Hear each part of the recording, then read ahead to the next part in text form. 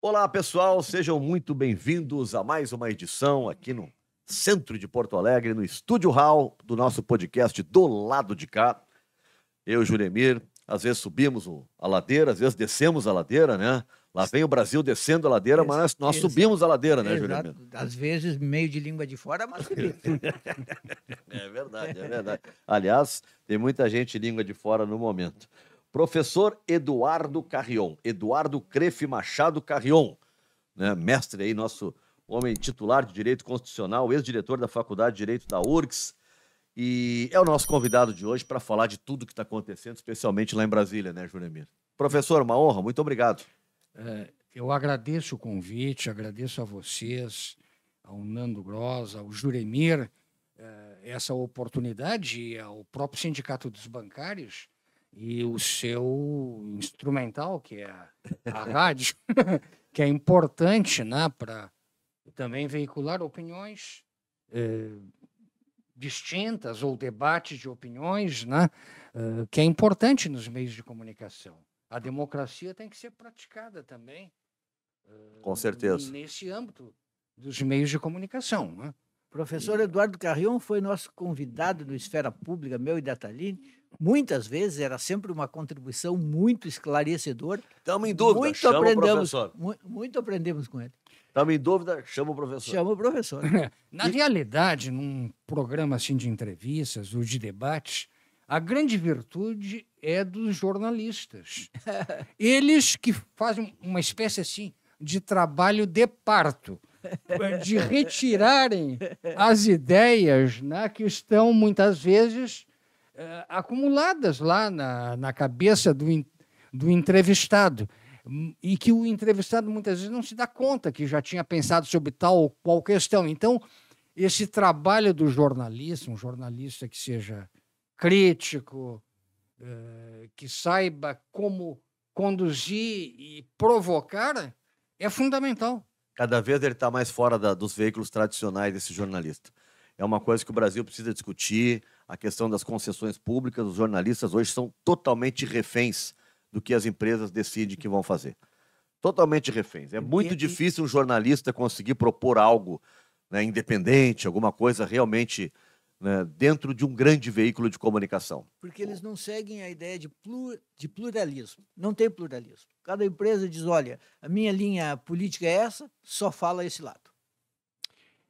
Para quem vem do setor acadêmico, como uma universidade, sobretudo as universidades públicas, né?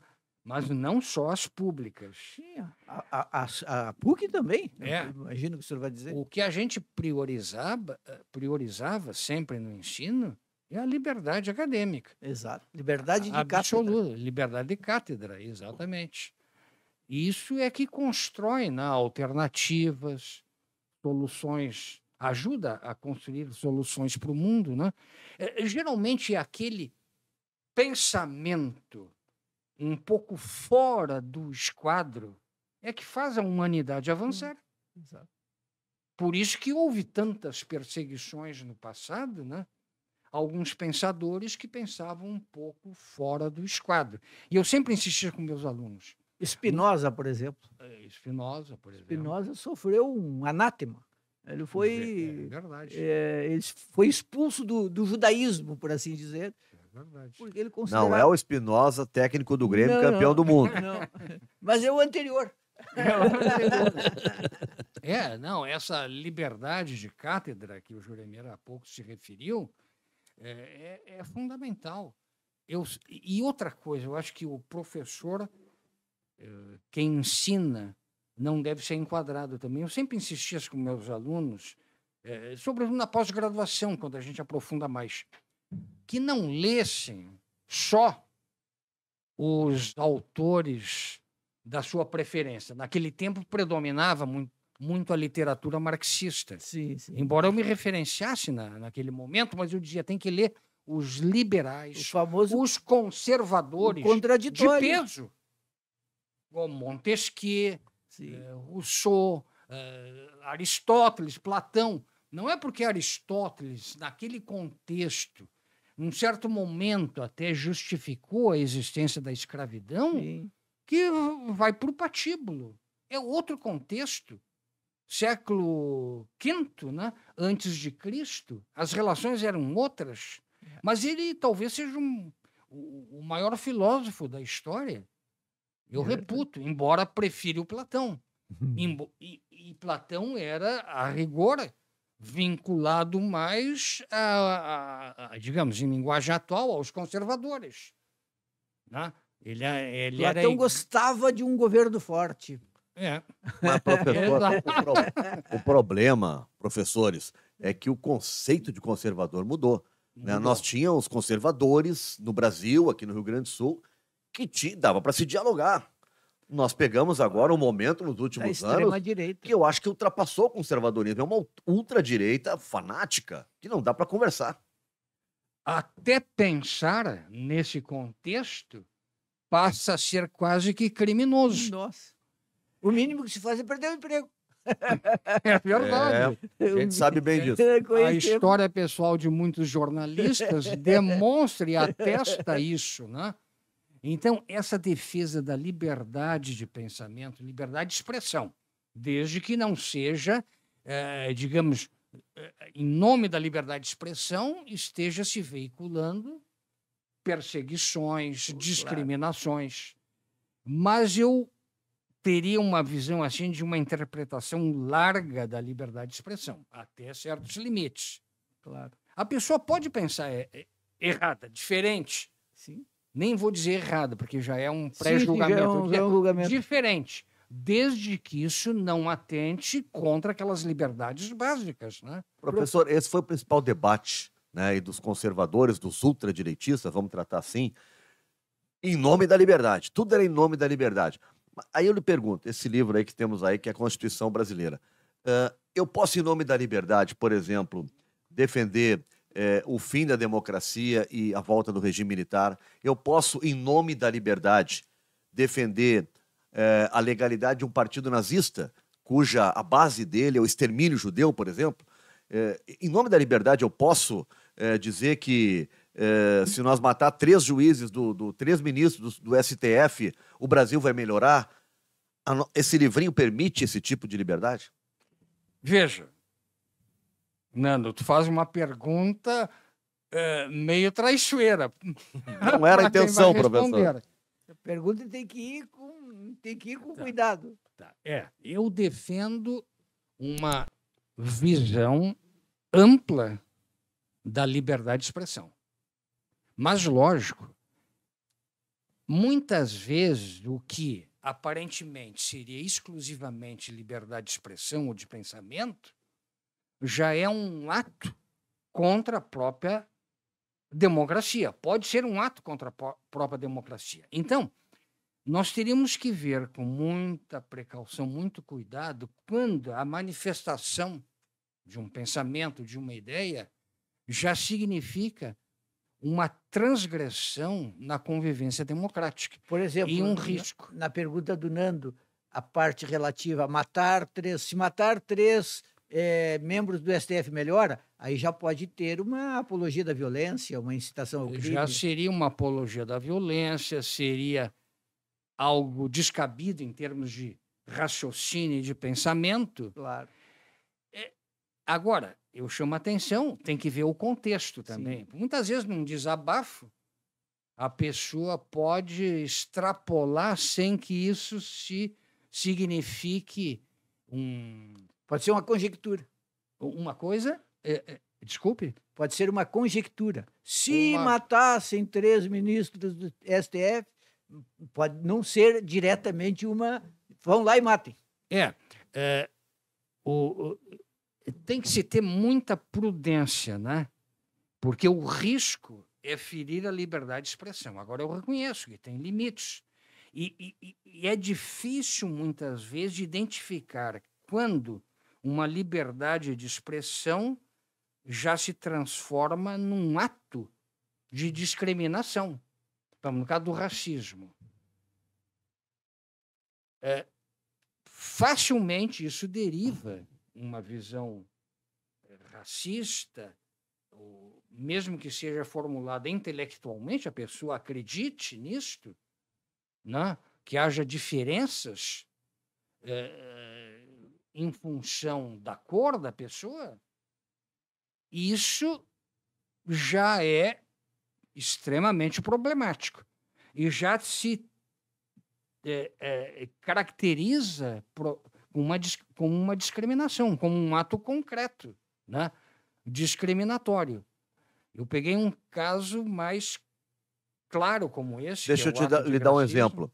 Eu faço um vídeo aqui no dia 7 de janeiro, que passou, dizendo: pessoal, todo mundo amanhã no Congresso Nacional, vamos invadir, o país é nosso, para os incidentes do 8 de janeiro. Eu promovo, convoco todos para lá e tal. Eu estou cometendo algum ilícito? Ou eu tenho essa liberdade? No meu entender, sim. Já é um ato criminoso, porque, veja, existe um artigo no Código Penal, embora não seja a minha área, a incitação ao crime já é um crime. Existe um dispositivo textual no Código Penal, não me recordo agora de memória o artigo exatamente. Não apenas o crime de depredação, por exemplo, mas a convocação para um ato desta natureza já configura um crime. A incitação já é um crime. A incitação já é um crime. Então, no exemplo que tu deste, Nando, eu acho que poderia se configurar como incitação ao crime. Não há como tergiversar aí. É verdade que há algumas dúvidas, fronteiras de dúvidas, né? Em que nós temos que ter toda a atenção, todo o cuidado. Porque o grande risco, se nós não tivermos esse cuidado, essa atenção, essa precaução, é de nós atingirmos, na sua essência, a liberdade de expressão e a liberdade de pensamento. O Brasil tem uma concepção de liberdade de expressão diferente da concepção de liberdade de expressão dos Estados Unidos. Nos Estados Unidos, ela é mais ampla do que entre nós. Porque, por exemplo, uma coisa é organizar um partido nazista e outra é, por exemplo, dizer que o Brasil deveria ter um partido nazista. As duas podem ser consideradas crime, ou uma é liberdade de expressão e a outra é crime. Vamos organizar um partido nazista. Nos Estados Unidos até existe partido nazista. Sim. Inexpressivo, mas não há a proibição da criação deste partido nazista. O que para nós até surpreende e choca, porque lá eles têm uma tradição de liberalismo muito forte. Sim. Que vem desde o século XVIII, né? É uma espécie assim de alma da experiência política, a liberdade de expressão, da experiência política e do ordenamento constitucional. É a coisa mais importante para eles.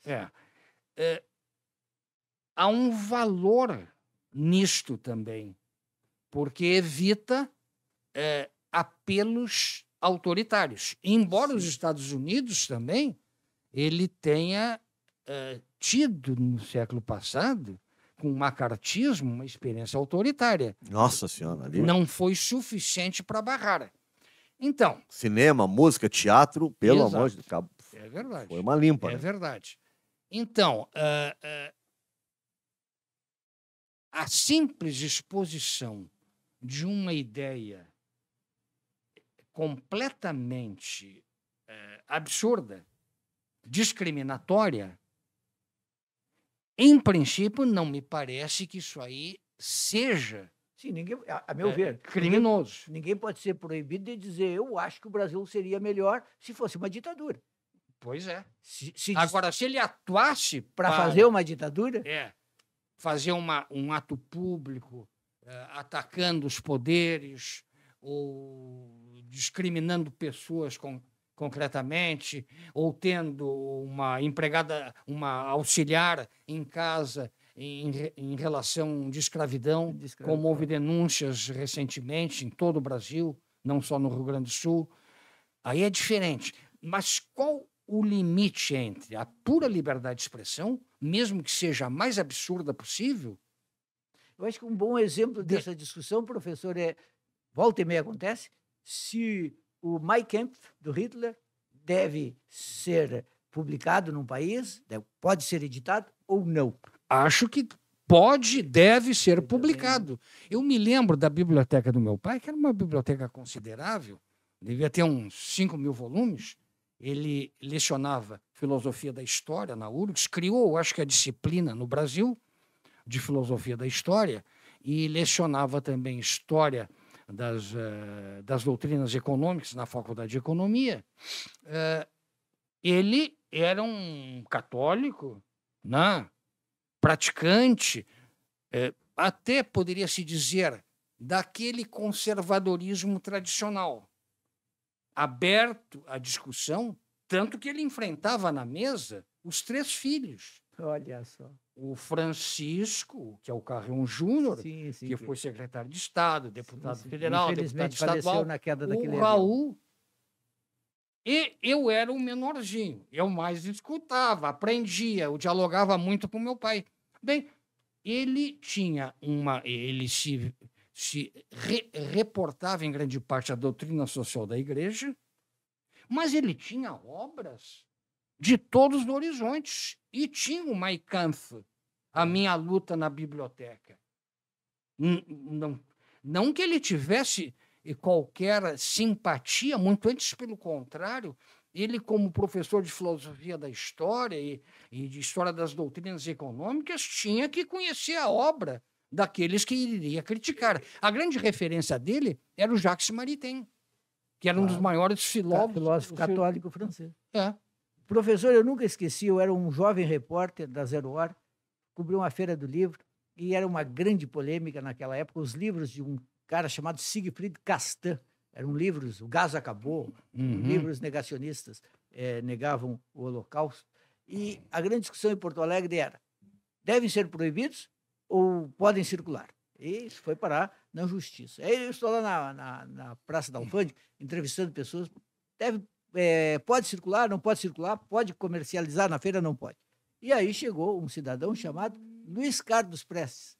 Tinha sido logo depois da volta do Luiz Carlos Prestes. Vou lá entrevistar o Luiz Carlos Prestes. E aí, o que o senhor acha? Tem que proibir ou não tem que proibir?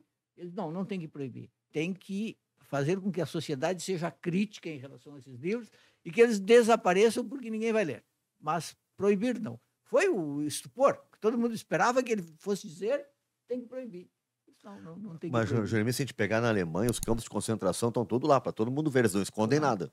Claro. Um pouco dessa lógica, né, de mostrar, de deixar claro, né, aquilo que aconteceu. Professor, tem uma pergunta bem direta para o senhor que todo mundo quer fazer. O Bolsonaro vai ser preso ou não vai? Mudando de assunto. Certo. Mas só antes, em relação claro. ao episódio que tu te referiste, Juramir, na Feira do Livro. Em princípio, eu não vejo razões realmente para a proibição da divulgação do livro, até para mostrar, ou demonstrar, mais do que mostrar, a limitação do raciocínio. É a mesma coisa se o Bolsonaro se tiver capacidade de escrever um livro, né? Acho que não tem. Defendendo, talvez não tenha essa capacidade e estejamos livres. Mas se ele quiser escrever um livro, nem com assessoria de algum intelectual, né? Um pseudo-intelectual, aquela turma é difícil proibir, achar. a não ser que nesse livro ele conclame uma rebelião, que as pessoas comprem armas e coisas por aí, né? Porque o que não seria surpreendente da parte dele escrever isto. Mas se ele escrever algo defendendo, não importa que é absurdo, desde que não conclame para uma rebelião ou algo semelhante, não há por que proibir a publicação do livro. Mas nesse livro aí, Jeremias, que eu não conheço esse livro, ele pregava extermínio de judeu, ele pregava... Os livros do Castan circularam muito numa época.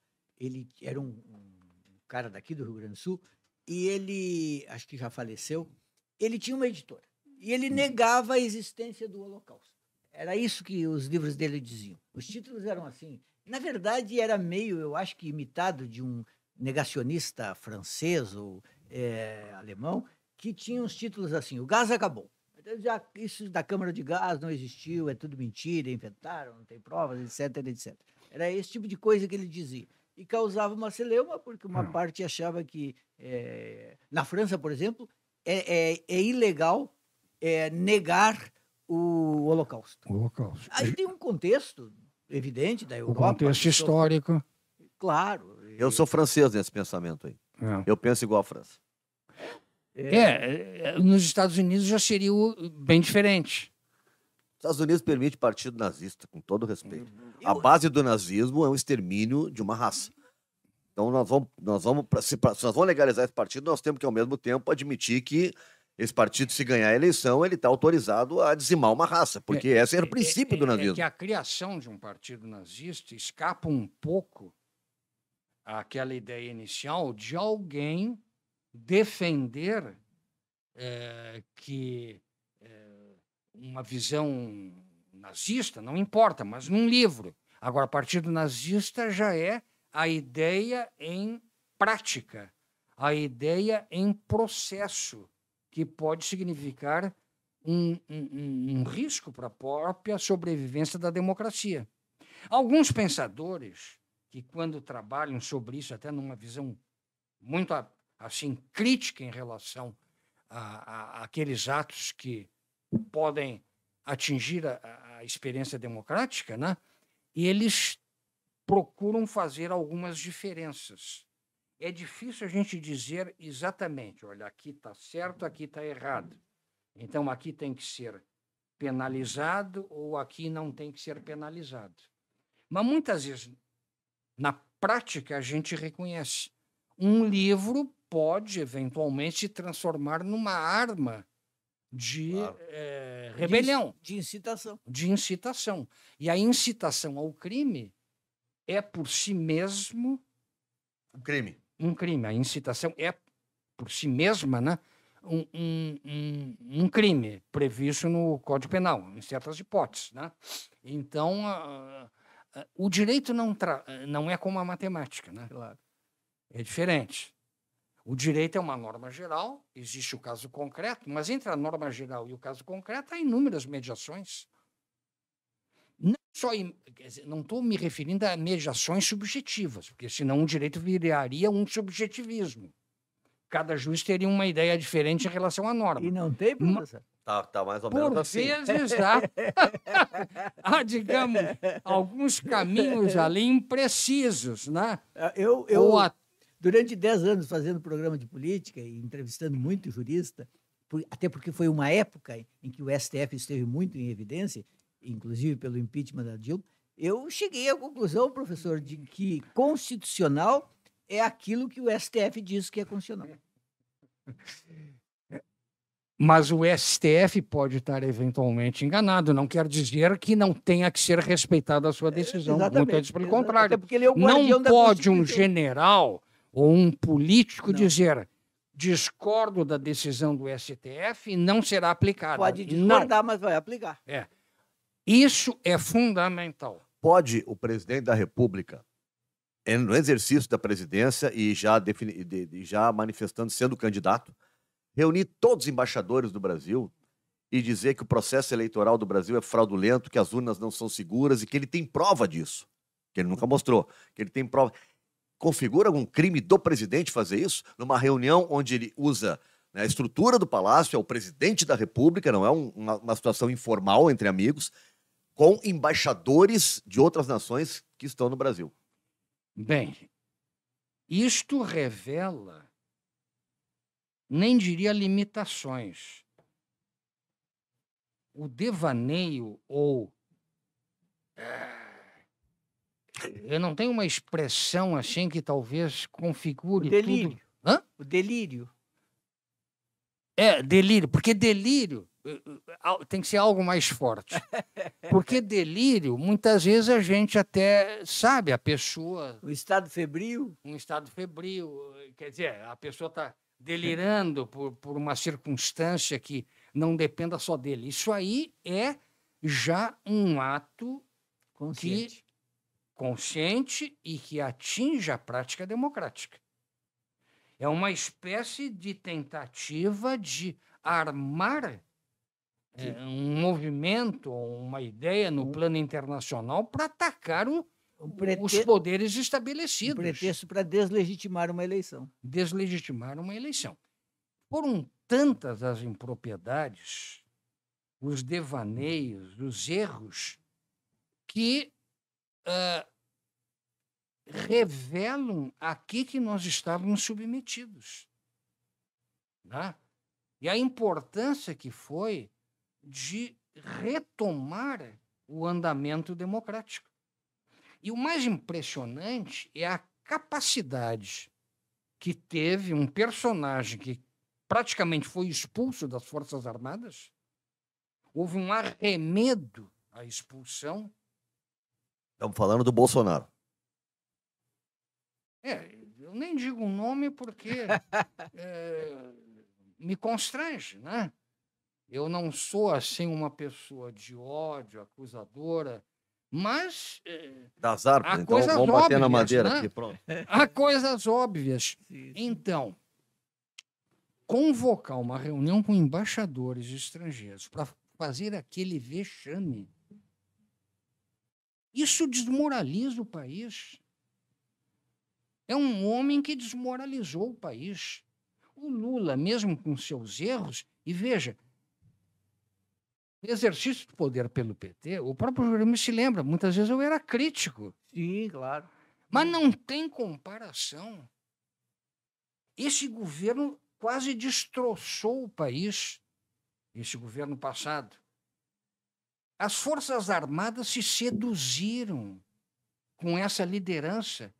Hoje estão pagando o preço. Houve esse compromisso de lideranças das Forças Armadas maculou a imparcialidade, maculou a imagem. Para recuperar a imagem vai levar um certo tempo. E, professor, mais do que a imparcialidade, desculpa, só um parêntese. Eu tinha pelo menos uma ideia, os generais brasileiros, né? Pessoas inteligentes, poderiam ter ideias assim, um assado que eu não concordo, mas eram pessoas ilustradas, inteligentes. Olha, a gente viu um time aí de pessoas de um despreparo. Turma do Pazuello, esse Mauro Cid, né? E outros nomes aí, né? Que, meu Deus do céu, são esses os generais do Brasil, até nessa questão de intelectual, de nível, de capacidade intelectual, para mim foi uma decepção essas pessoas que foram expostas aí no governo Bolsonaro. Eu não vou ir tão longe. Eu não tenho aquelas imunidades de um jornalista. Imunidades de jornalista. Que são relativas. Bem relativas. Bem relativas. Bem relativas. Mas um jornalista, muitas vezes, pode ir um pouco além, porque fica até constrangedor para quem critica de tomar uma iniciativa. Bem, o que eu posso dizer é o seguinte. Para mim, foi revelador da limitação de lideranças militares. Até eu acompanhei com cuidado. O discurso é uniforme sempre. Isso não se encontra na academia. As pessoas usam o mesmo vocabulário, o mesmo tom, o mesmo ritmo. Pode ser o João, um mês depois falar o Pedro, outro mês falar o Antônio, é o mesmo padrão.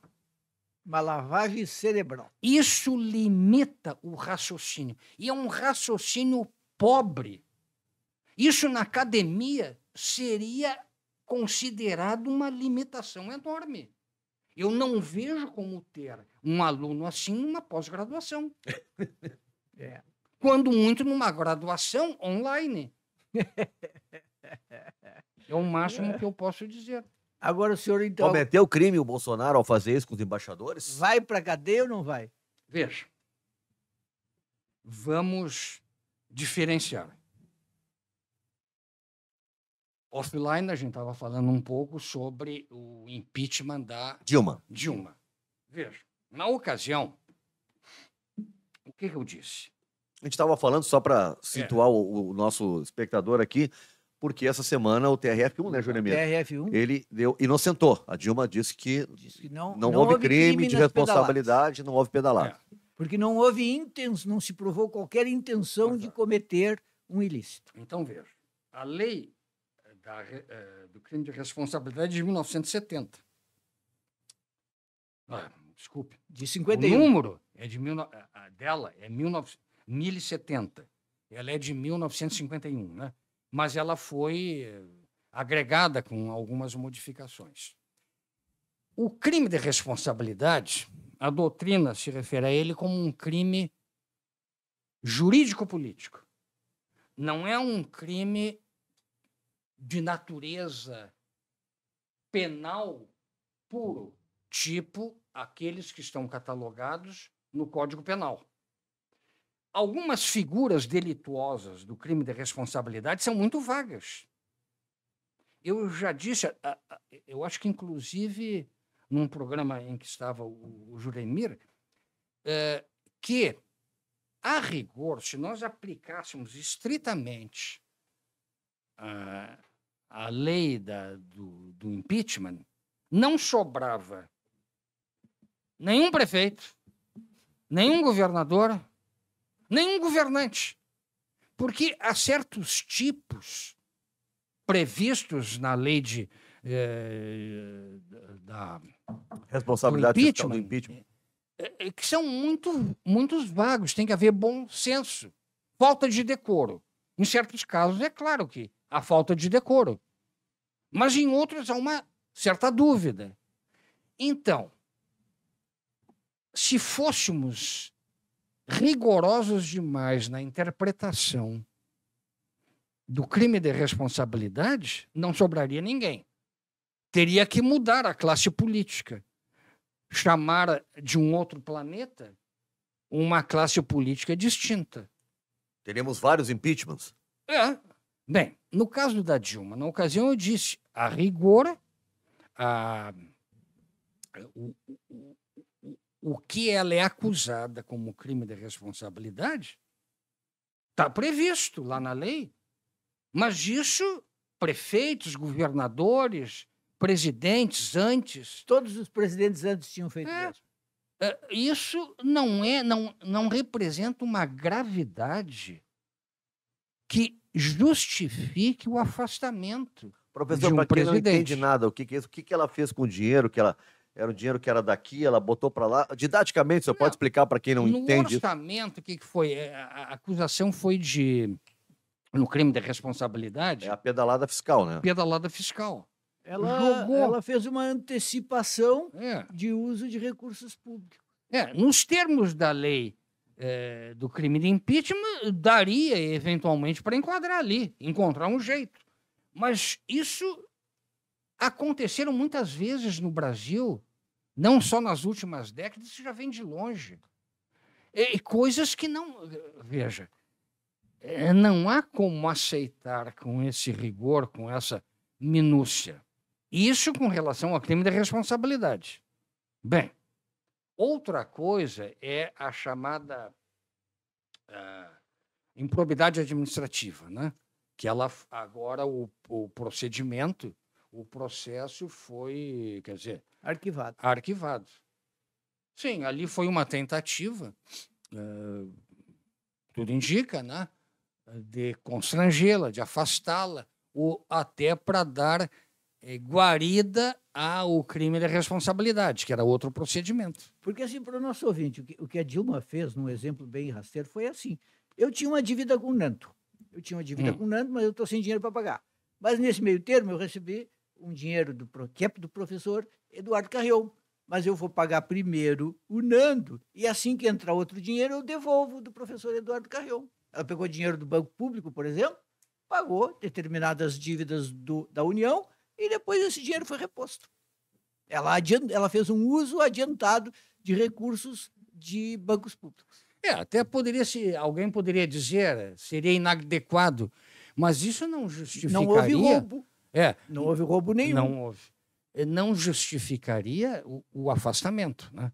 O afastamento pelo crime de responsabilidade, houve outras circunstâncias, né? O país estava tomado por um clima, né, de crítica aos governos do Partido dos Trabalhadores, a certas lideranças. Então, qualquer argumento servia para qualquer coisa. E levou a esse descalabro que nós estamos assistindo, né? Que estamos ainda enfrentando. Estamos tentando agora retomar a organização econômica, a organização democrática. Mas o preço que nós estamos pagando e que pagaremos ainda será enorme. Enorme. Em algum momento o senhor foi um entusiasta da Lava Jato ou desconfiou desde o início? Não, eu inicialmente achei que a Lava Jato tinha, digamos, não propriamente a Lava Jato, que havia, sim, corrupção no governo do PT, que atingia altas esferas. Isso me parece inquestionável, né? O que ocorreu é que isso se transformou num instrumento para atingir o processo democrático, né? E surgiram pouco a pouco os excessos ou os descaminhos, como, por exemplo, algumas atitudes do então magistrado, que inclusive liberou gravações que não poderia ter liberado, ele não tinha competência para isso, conversas entre a presidente Dilma e o ex-presidente. Isso aí tinha que ser autorizado por uma autoridade judicial de hierarquia superior ao juiz de primeiro grau. Então, houve... quer dizer, os procedimentos processuais foram atingidos, claramente. E percebeu-se pouco a pouco, né, com os dados que surgiram, que havia uma manipulação, né, por certos agentes do Ministério Público, inclusive conversas que, para mim, foram surpreendentes. Conversas, assim, entre procuradores, né, ou com um magistrado, que foram surpreendentes. Isso o hacker nos mostrou, né? O hacker foi condenado a 20 anos, mas ele é herói para muita gente. Olha, eu acho que, por exemplo, se alguém tinha que estar no STF, não era o... Era o hacker. Era o hacker, porque o STF não mudou de opinião por causa dos argumentos do... Como é que ele chama? Luciano Zanin. Do Zanin. O Zanin foi beneficiado pelas revelações que surgiram com a ação do hacker. A ministra Carmen Lúcia, que mudou de voto, ela não mudou porque ela disse, o Zanin, que argumentação excelente do Zanin. Não, o Zanin não ia conseguir nada, absolutamente nada. Mas o argumento dele foi provado pelo hacker, porque ele sempre falava, né, que era uma coisa manipulada. Ele denunciou isso desde o início. É verdade, mas sem as provas sem o material que o hacker obteve, Vaza Jato, o Zanin nunca ia convencer ninguém. Foi uma decisão de primeiro grau. Provavelmente haverá recurso. Não que ele seja inocente, não, ele não é mas a delação que ele fez e a previsão da delação no nosso sistema jurídico, e ela serviu nos últimos anos para nós chegarmos a alguns resultados, não só o caso, esse último caso, mas casos anteriores. Então, o tribunal, o juízo, tem que ter a sensibilidade que ele trouxe dados, não que ele seja inocente. Então, atenuar eventualmente a pena, professor, né, como já ocorreu com outros personagens. Deve ser muito difícil no direito essa parte de definir penas, porque eu como leigo, diria assim, nada pode ser mais grave do que matar alguém. E, no entanto, por exemplo, 20 anos que esse hacker pegou é maior do que a pena que algumas pessoas pegam por matar alguém. Foi surpreendente. Mas é uma decisão de primeiro grau. E haverá recurso. O grau pesa mais a mão? Não, pode haver circunstâncias, né, que favoreçam ali, circunstâncias objetivas e subjetivas, né? Um defeito de objetividade e de subjetividade também, que tem levado a essa condenação de 20 anos. Realmente foi surpreendente, ainda mais que ele está colaborando com a justiça. Exatamente. Não que ele seja inocente. Ele cometeu um ato ilícito ao invadir o aplicativo dos procuradores, enfim, o que ele fez não foi legal. Mas o resultado do que ele fez libertou o Brasil da extrema-direita e do Bolsonaro. Já havia um trabalho muito bem construído, né? No sentido de incriminação de diversas autoridades. A participação e os dados trazidos por esse hacker aceleraram, mas todo esse processo não depende só do hacker. Agora, eu reconheço que a denúncia, digamos, a confissão que ele fez, porque ele participou, ajudam muito. E mostra bem que aquelas reuniões que eram televisivas, de generais e de uma cúpula... O senhor fala desse fato. Eu estava falando em relação à condenação do Lula.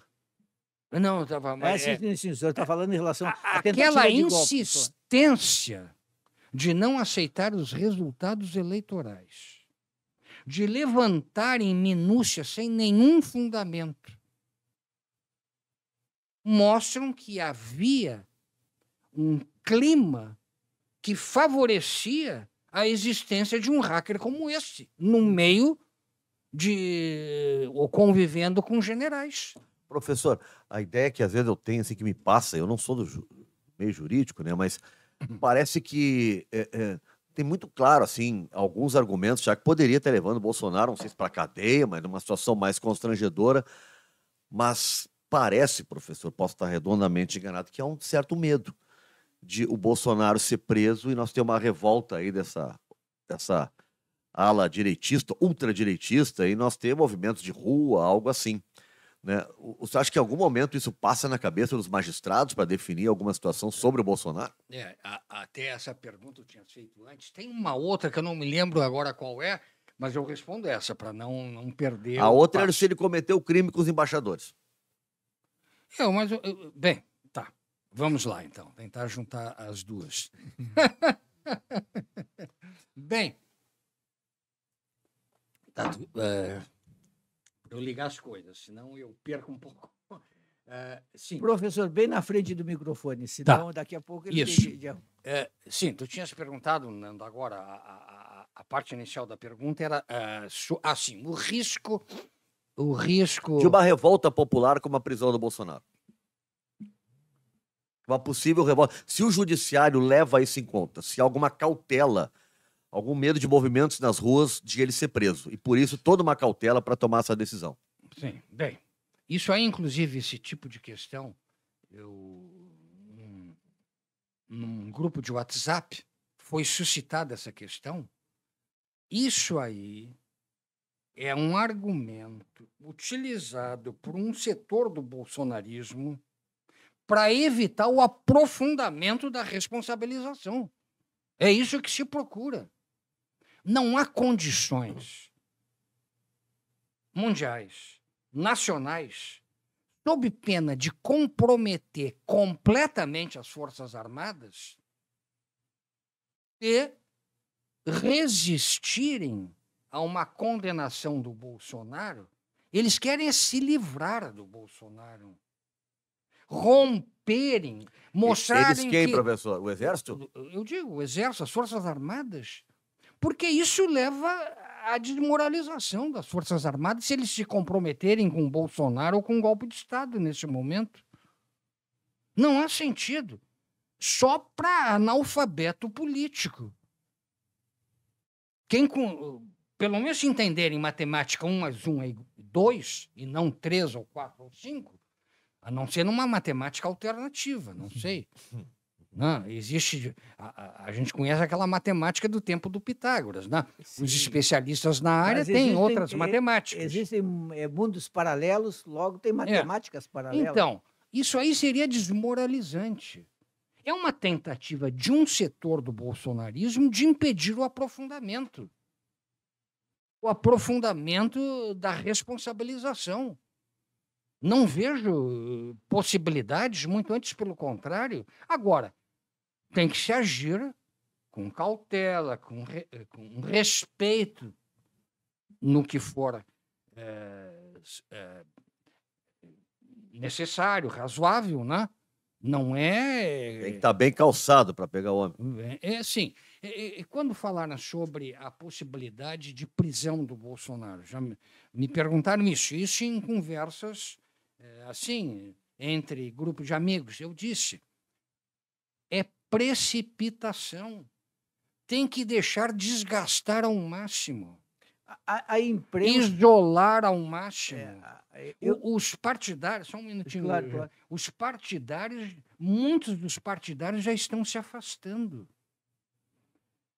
Estão defendendo o bolsonarismo de raiz, já é um contingente bem menor, talvez alcance 15%, 20%. Mas não é mais aquele grupo que ele tinha entusiasmado. Então, isso aí é uma tentativa do bolsonarismo de raiz de assustar a cidadania brasileira para impedir o aprofundamento da responsabilização.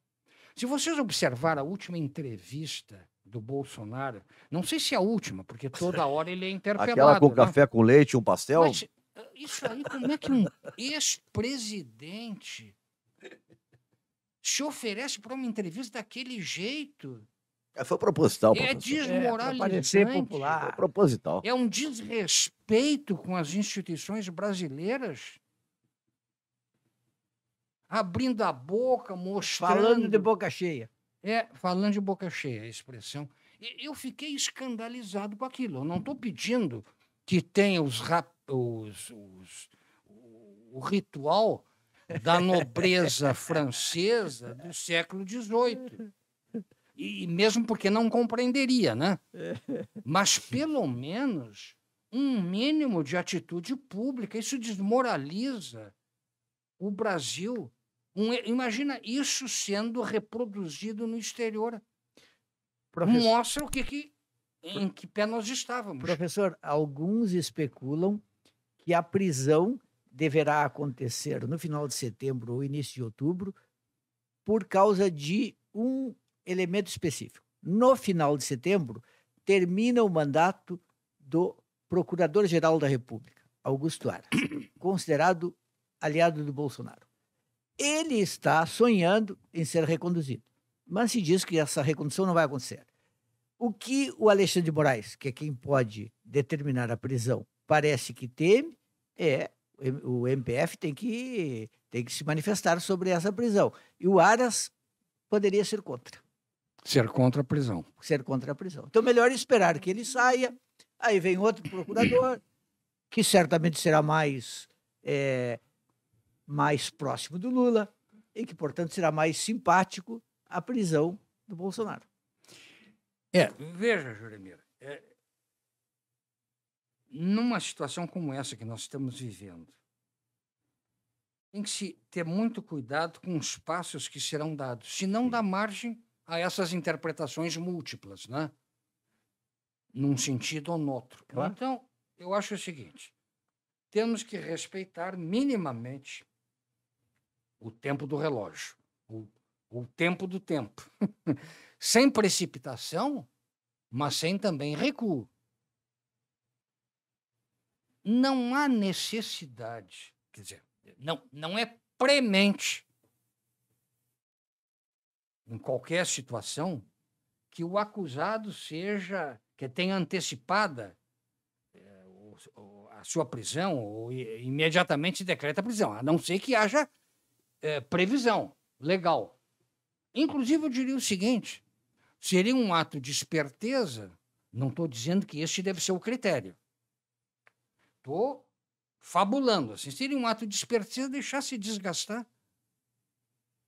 Se nós pegarmos o início do processo de acusação e agora, os que ainda respaldam o ex-presidente é um contingente cada vez menor. Se, como nós conhecemos a maneira de agir e de pensar e de atuar desse contingente, se houver precipitação ou provocação, agilizando demasiadamente o procedimento, qual o ganho com isso? Vai dar fôlego a esses setores de extrema-direita. Então, eu diria o seguinte, passo a passo, sem retardamento e sem aceleração. Agora, o Juremir falou, professor, que pode trocar o Augusto Aras e ter alguém mais próximo do Lula, com uma outra visão. O senhor acha que necessariamente tem que ter alguém mais simpático ao Bolsonaro para ser preso? Ou, digamos assim, vamos sonhar, no auge da isenção de quem define, ele, no aspecto jurídico, ele já tem, ou evidentemente terá crimes daqui a pouco, para, independente de ter simpatia ou não, o crime está caracterizado e ele vai ter que ser responsabilizado? Bem, se houver elementos... Hoje não há ainda.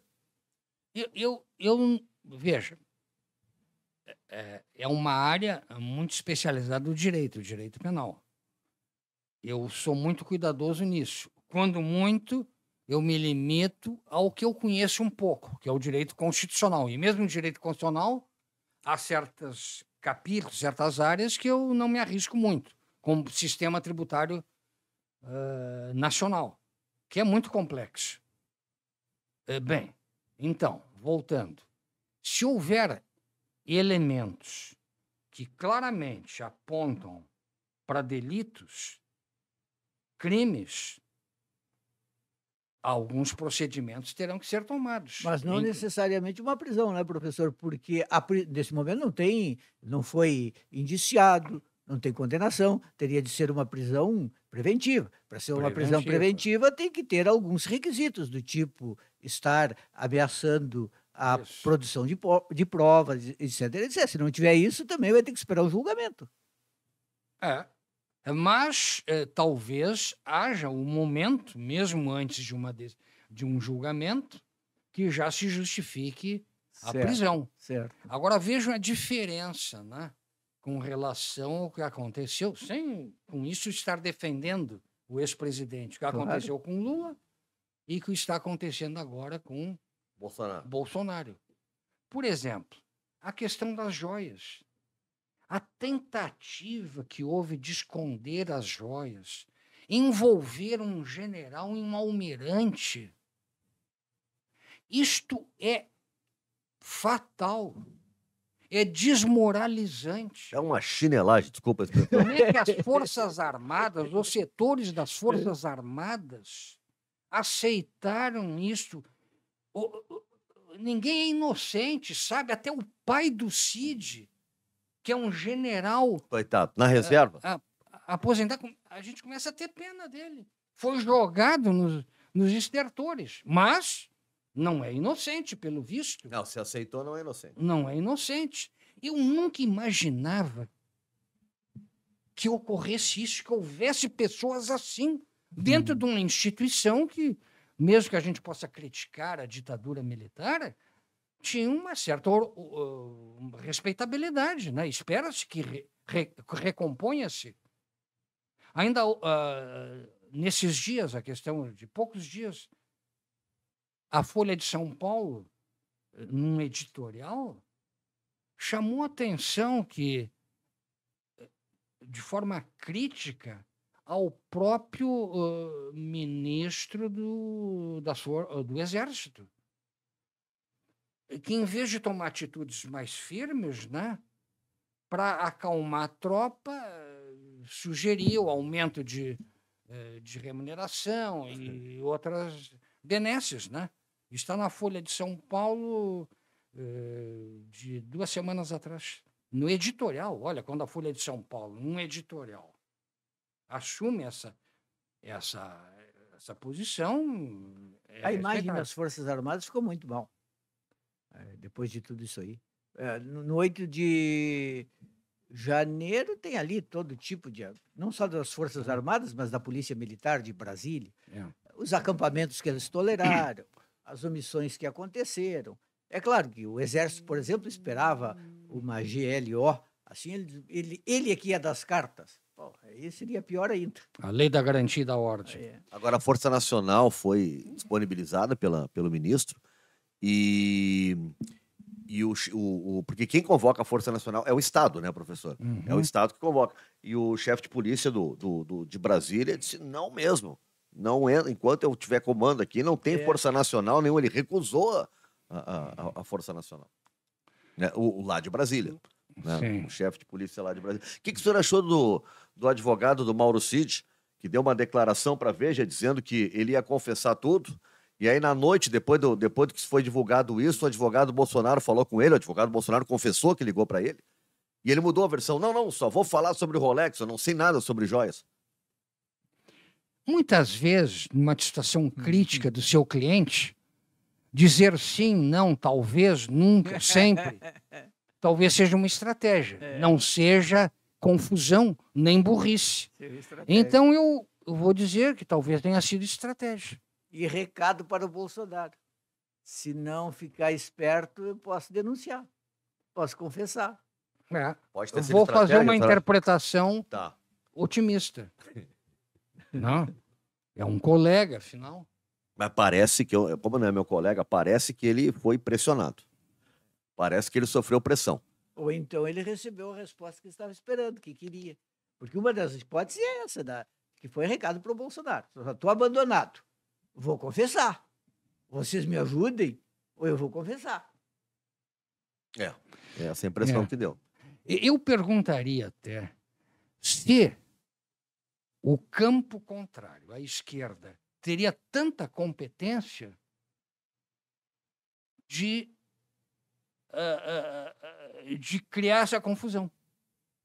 Quer dizer, eu acho que não teria alguém que conseguiria destruir tantas instituições como o Bolsonaro. Não, ele não deixou nada inteiro.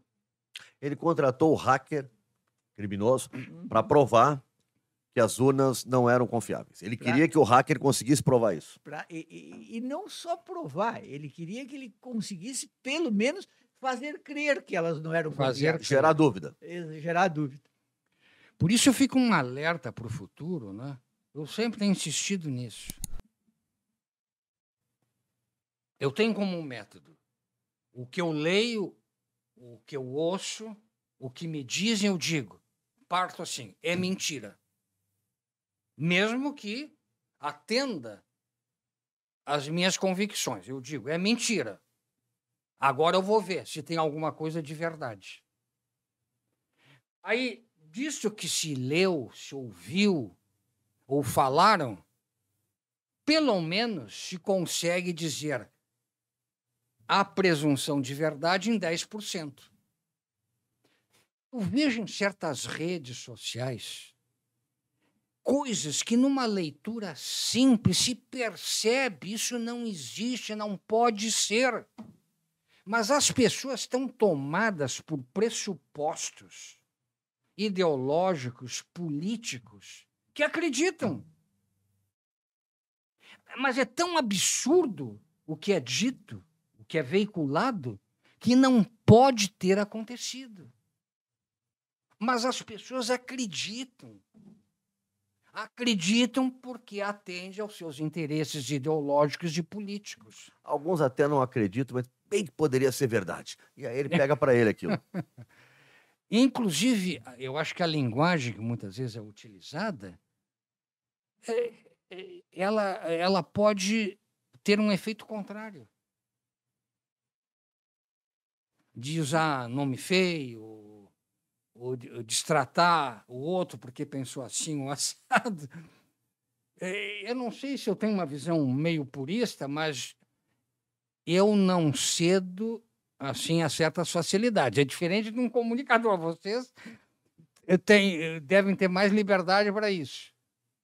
Mas eu sou muito estrito nessas questões. Professor, o meio jurídico ficou abalado nas suas convicções depois do que aconteceu com a Lava Jato? Porque, no início, A Lava Jato parecia um vento renovador, que ia, enfim, colocar poderosos na cadeia, empresários, políticos, algo que nunca tinha acontecido no Brasil, parecia um vento interessante. Depois se começou a dizer, olha, os métodos não são corretos, não é porque os fins são bons que os meios são adequados. E se começou a dizer, como o próprio Zanin, que o Moro e o Dallagnol não eram imparciais. E, finalmente, essa tese acabou demonstrada pelas revelações que vieram de quando o hacker atuou na questão da Lava Jato, quando ele entrou lá no aplicativo, no Telegram, dos procuradores e do juiz. Então, veio essa informação para o Brasil inteiro, para os ministros do STF. Olha, o Moro, por exemplo, está atuando em parceria com os procuradores. Por exemplo, está indicando testemunha, está ajudando a produzir provas. Isso gerou tantas consequências que, por exemplo, se resolveu adotar no Brasil a criação de um juiz de garantias, um juiz que participa ali do acompanhamento das investigações, mas que não julga.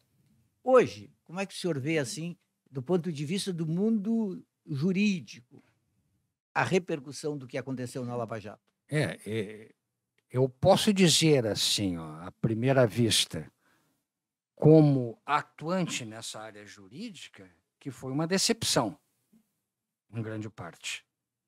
No início, sabendo-se que faz parte da nossa estrutura política, da nossa cultura política, a corrupção, lógico, a investigação, já havia fatos concretos, né?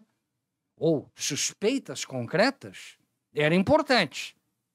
Parecia ser o objetivo inicial da Lava Jato. Depois ela se...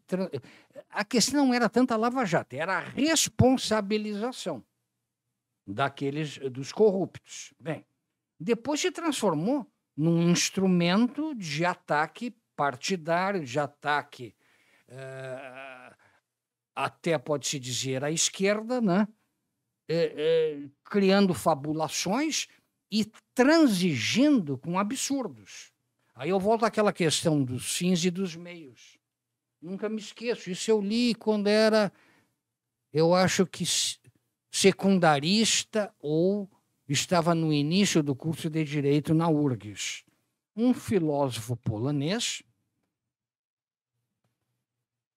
argumentando, raciocinando, mostrando que essa ideia que os fins justificam os meios é uma concessão, uma traição aos princípios. Que os meios já são os fins em construção. Nesse sentido, não se justifica, por exemplo, a utilização da tortura, porque muitas vezes o raciocínio é este. Não, o nosso fim é a confissão. A confissão. Não, não é por aí que se constrói civilização. Então, os meios são os fins em construção. E isso se revelou rapidamente com relação a certas personalidades da Lava Jato, procuradores ou promotores e magistrados, pelo visto, em que não tiveram cuidado, né, ou colaboraram para atingirem parâmetros básicos da cultura jurídica. A cultura jurídica tem mais de 1000 anos. Né? Nós temos que respeitar essa herança, vem desde os romanos, pelo menos, de forma mais sistemática, mas antecede. Os gregos até vêm de muito longe, né? Mas certos princípios que se estabilizaram, que têm que ser respeitados. Né? Professor, a gente está chegando já no final. Eu queria fazer uma pergunta sobre a questão da prisão do Lula. Muito na época se debateu. Eu lembro que o Lênio Streck foi um dos que defendeu muito isso, né? A questão, cadê a prova? Né? Se debateu muito essa questão sobre o processo de condenação do Lula não ter um embasamento real, concreto, que dissesse ele fez tal crime e tem que ser condenado. Bom, ele é condenado pelo Moro, né? E depois ele vem para Porto Alegre e é condenado por 3 desembargadores, né? Aqui do TRF4, que aumentaram, inclusive, a pena. O caso que a gente viu, a gente falou disso, falando da corrupção de Petrobras, isso e aquilo, no governo PT e tal. Agora, o caso concreto foi o tal do triplex, né? Foi o tal do triplex. O senhor viu consistência jurídica ali, né? Eu não estou analisando o resto, mas o senhor viu consistência jurídica nessa condenação e até para justificar um aumento de pena, como fez aqui em Porto Alegre o TRF4, ou tem envolvimento político nisso? Veja, as condenações ao Lula foram, em grande parte, anuladas, né? Porque houve erros processuais, equívocos processuais. Então... O TRF4 não viu isso? Ele não tem obrigação de olhar isso? Se é uma instância superior?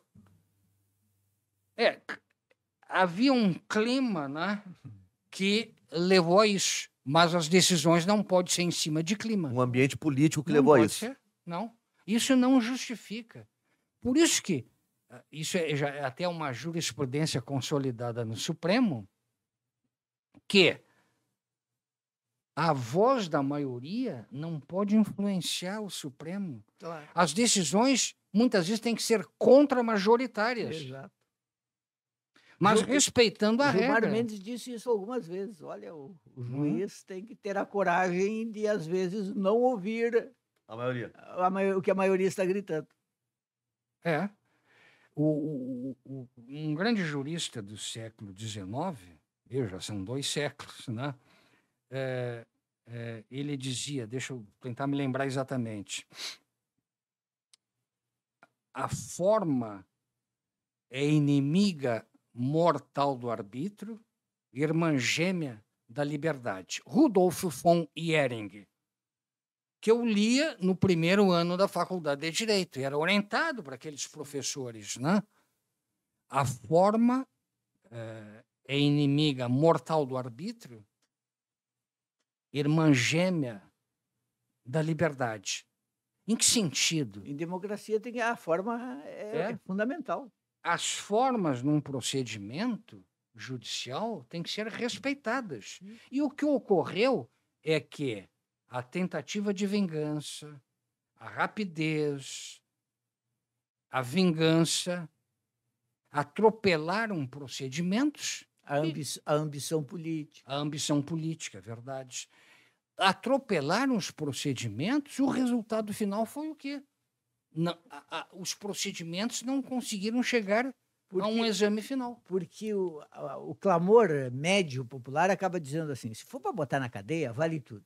Se for para botar larápio na cadeia, vale tudo. Mas não vale tudo. Não. Ficou um desgaste na imagem do judiciário muito grande. Né? Muito grande. O STF, uns anos atrás, ninguém falava em STF. Pessoas criticavam o governo e tal. O STF não era assunto. Hoje o STF, o cara esses dias estava reclamando que aumentou a gasolina por culpa do STF. Né? Hoje o STF virou um vilão de tudo. E o STF também ele acabou se beneficiando e também se prejudicando pelo fato das novas tecnologias. Hoje toda sessão importante é ao vivo. Antes a votação acontecia, se sabia o resultado. Não sabia. Mas apesar de tudo, eu reconheço essas observações. O STF foi um baluarte da democracia. Sim. Eu concordo. O resultado final eu sempre insistia nisso. Podemos fazer críticas aqui ou acolá. Se não, quem é que estaria decidindo? O general Pazuello? Exatamente. O capitão Bolsonaro. Professor, fechou. Fizemos 1h10, Juremir. Muito bom. Excelente. Ótima conversa. Agradeço a oportunidade. São questões polêmicas, mas... Sim. E nós vamos ficar acompanhando agora os próximos acontecimentos. Dependendo do que aconteceu, você vai voltar para esse estúdio aqui, professor. Exatamente. Seguiremos conversando. Professor Eduardo Carrion, muito obrigado pela gentileza. Agradeço a oportunidade. Um abraço para todos. Um abraço. É a semana que vem, né, Juremir? É isso aí. É isso aí, né? Vamos lá. Como diria aqueles nossos amigos, voltaremos. E aquela dúvida do início do programa, mais uma vez, Juremir tinha razão. 2020, Palmeiras ganhou em La Paz. Mas então, não era por virtude que eu tinha razão, era só porque eu vi. Mas não importa. Mas o dado mais concreto e mais importante, Juremir, para no final agradar os colorados. O Grêmio ganhou 83 em La Paz, foi campeão da Libertadores. Isso. O Palmeiras ganhou em 2020, campeão da Libertadores. E o Inter agora ganhou em 2023. Campeão da Libertadores. Será campeão da Libertadores. Isso é inevitável. Eu sou colorado. É inevitável, não tem como voltar atrás. Eu estou na fase do otimismo total em relação à Libertadores, o Inter vai ganhar, e pessimismo total em relação ao brasileiro, vai cair. Não vai cair, não vai cair. Se inscrevam no canal, quem não se inscreveu ainda no canal, dá um like aí que nos ajuda bastante nessa relação com o YouTube. E comenta, né? Comenta, quero saber a opinião de vocês. Entra ali embaixo do vídeo, deixe seu comentário também sobre o que a gente debateu aqui. Se tiver ideias também para outros temas que queiram que a gente aborde aqui no Do Lado de Cá, traz pra gente que a gente vai conversando, tá bom? Até a semana que vem.